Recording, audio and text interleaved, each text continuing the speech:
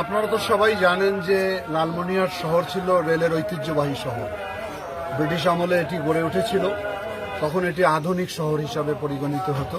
কালের বিবর্তনে, অবহেলায়, অযত্নে, নানান কারণে, অনিয়মের কারণে এটা ঐতিহ্য হারাতে বসেছে।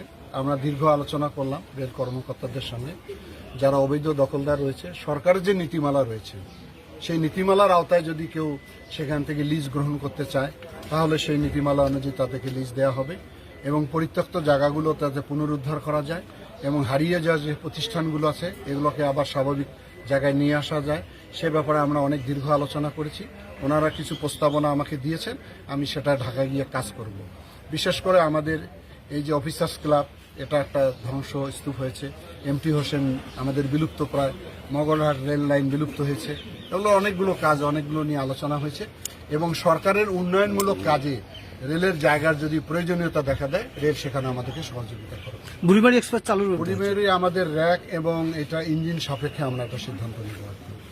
এটা নিয়েও আলোচনা হয়েছে। রেলের পরিত্যক্ত বাসা বাড়িতে যে অবৈধ দখলদাররা রয়েছে, অসামাজিক কার্যকলাপ হচ্ছে, পরিবেশ নষ্ট হচ্ছে, সে ব্যাপারে আমি কথা বলেছি। বিশেষ করে ড্রাইভার পাড়ার বিষয়টা নিয়ে দীর্ঘ আলোচনা আমরা করেছি। আমি ওই এলাকার দোকানদার সুদীজনদের সঙ্গে বৈঠক করে জনমত তৈরি করে ওই প্রসেসটাতে আমরা ফিরে যাব।